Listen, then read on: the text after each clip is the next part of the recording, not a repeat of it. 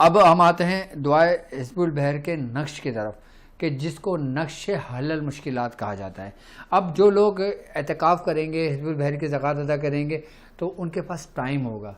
तो अब वो चाहते हैं कि अगर उनका हिज़्बुल बहर पढ़ाई के साथ साथ उनका नक्श भी जारी हो जाए तो वो इस नक्श की ज़कात अदा कर लें। मैं दुआ हिज़्बुल बहर का वो नक्श आपको तालीम कर रहा हूँ जो मुझ तक मेरे पीरो मुर्शिद से पहुँचा, और उन तक हज़रत उस्मान अली शाह से पहुँचा, उन तक हज़रत शाह इनायत हसन से पहुँचा, उन तक हज़रत शेख शाह मोहम्मद हसन भैंसूरी शरीफ रहमतुल्लाह अलैह से पहुँचा, उन तक नबी रज़ा शाह साहब, फिर उनसे अब्दुल हई शाह साहब, फिर मुखलिस रहमान जहांगीर रहमतुल्लाह अलैह से।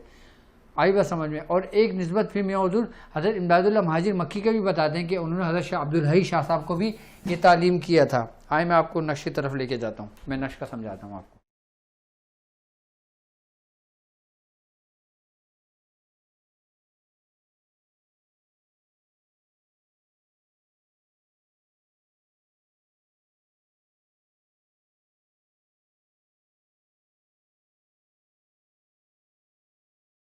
मारकर मारकर अच्छा, इस नक्श को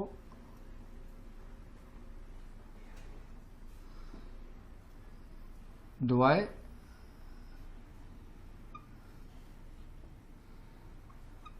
हिज़्बुल बहर, सही है। अरे यार ये नक्श ना थोड़ा सा बड़ा है, इसको ना फिर समझाने में मुश्किल होगी।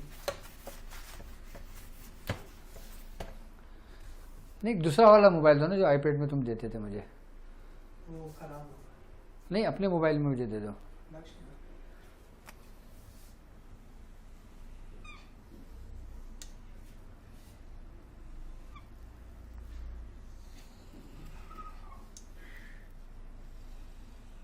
मोबाइल तुम लोगों ने मेरा चार्ज किया हुआ है हैं? अच्छा, इसका जो नक्श है ना, नक्श हिज़्बुल बहर का, ठीक है, इसको नक्श हिज़्बुल बहर कहा जाता है, यानी कि नक्श हलल मुश्किलात। अच्छा, इस नक्श की पीडीएफ भी आपको मिल जाएगी, सही है, मैं आपको सेंड कर दूंगा।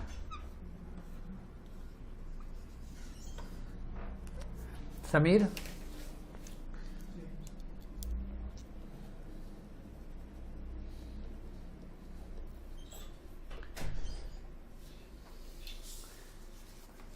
कहाँ है नक्श?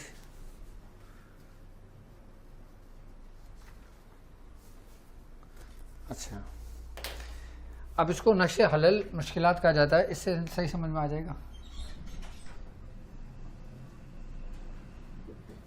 26, 15 और 64,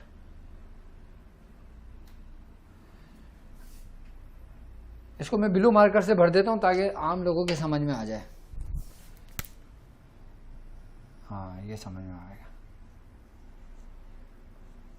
अब मैं पहले नक्श लिख लूँ, मैं उसके बाद में मैं इसके तरीक़ेकार आपको समझाऊंगा कि इस नक्श की ज़कात हम कैसे अदा करेंगे, और फिर इस नक्श से और जो हम दुआ हिज़्बुल बहर का अमल करेंगे, हम उससे किस तरह इसकी बरकतों को हम समेट सकते हैं।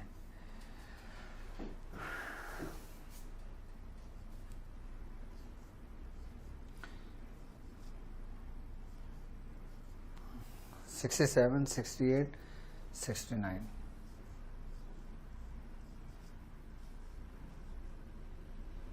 लगता है।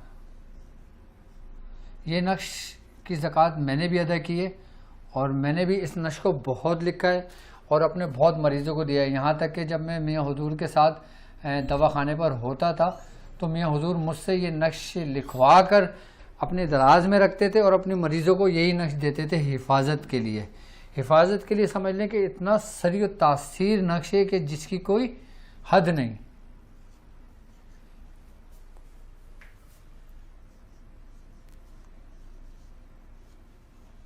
तिहत्तर। अच्छा, इसकी तरतीब है, ये जो मैं तरतीब जिन जिन खानों में मैं भर रहा हूँ ना, इसी खानों में ये चीज़ भरी जाएगी।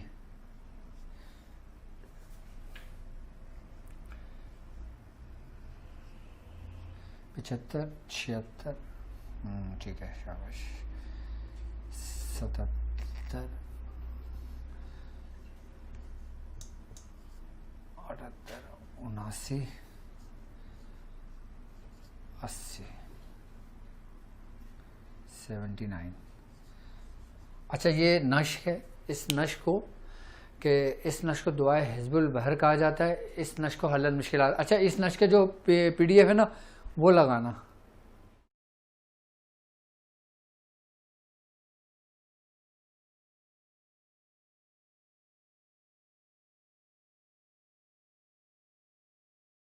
नंबर 1 पहला खाना इसका। बस ये इस नश्क का ना आप लोग स्क्रीनशॉट ले लो, ठीक है। ये स्क्रीनशॉट ले लिया आपने, ठीक है। अच्छा, ये नक्श डिस्क्रिप्शन में लिंक डाला है तुम लोगों ने। अच्छा, इसके बाद ये डिस्क्रिप्शन में लिंक डाल देंगे आपको, उसमें भी आपको ये नक्श मिल जाएगा, ठीक है। अब इस नक्श को हटा दें, मैं तरतीब समझा देता हूँ इसकी, ठीक है। अब ये देखें तो ये नंबर 1 खाना ये है, ये पहला खाने से भरा जाएगा, ठीक है। इसके बाद दूसरा खाना ये है, ठीक है। तीसरा खाना ये है, चौथा, पांचवा, छठा, सातवां, आठवां, नवा, 10वां, 11वां, 12वां, 13वां खाना, 75 76 77 14वां खाना ये आ गया इधर, 15 और 16। अब ये जो दुआए हिज़्बुल बहर का जो नश्क है, ये 16 खानों पर मुश्तमिल है और ये 34 के चाल पर है। यानी कि एक नश्क तो वो है ना जो 15 का नश्क है, यानी कि वो 9 खानों पर है। तो ये कितने खानों पे? 4 4 8 8 8 16 खानों पे, यानी कि 1 से लेकर 16 की गिनती है। अब 1 से लेकर 16 तक गिनती इसमें इस तरतीब से भरी जाती है कि इसको जहाँ से भी कैलकुलेशन करेंगे 34 का अदद बनेगा। अच्छा, इसको अब जहाँ से भी कैलकुलेशन करोगे ना, एक सेम वर्ड बनेगा। आई बात समझ में? अब इसकी तरतीब ये, नंबर 1 पहले ये खाना भरेंगे। आम लोग समझ लें कि जो हिज़्बुल बहर की ज़कात अदा करने बैठ रहे हैं, पहला खाना ये भरेंगे, दूसरा ये, तीसरा ये, चौथा ये, पांचवा ये, छठा ये, सातवां, आठवां और 9 10 11 12 13 14 15 और 16। अच्छा, ये जो अदद है ना, ये अदद भी नोट कर लें कि ये अदद क्या है। ये 2, ऐसे मैं लिख देता हूँ, 2 6 1 5 6 4, यानी कि 2,61,564 अदद हैं इसके। दुआ हिज़्बुल बहर के नश्क के अदद कितने बन रहे हैं? 2,61,564। अब 2 हमने इसको अपनी तरतीब दूसरी गिनती में लिखे। अब इसको हम अगर इस तरतीब में लिखेंगे तो ये आ गया 2 6 1 5 6 और 4। 64 से शुरू होगा, यानी कि 26 15 64। फिर सुन लें, 26 15 64। 64 के बाद फिर 26 15 तो वो ही रहेगा, 64 के बाद गिनती चेंज होती जाएगी। 64 के बाद 65 65 66 67 68 69 70 71 72 73 74 75 76 77 78 79। ये नश्क है। अगर आप 3 दिन की ज़कात पे बैठ रहे हो हिज़्बुल बहर की, 6 7 8, तो आप ये नश्क 120 मरतबा ही रोज़ लिखोगे।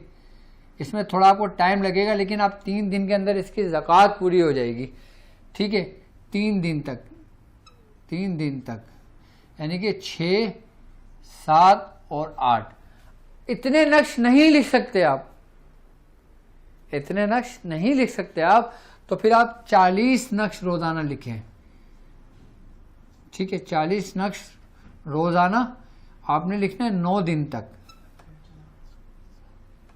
ठीक है। और आप 40 नक्श भी रोज़ नहीं लिख सकते तो आप 9 नक्श रोज़ाना नोट्स लिखें, 9 नक्श रोज़ाना 40 दिन तक,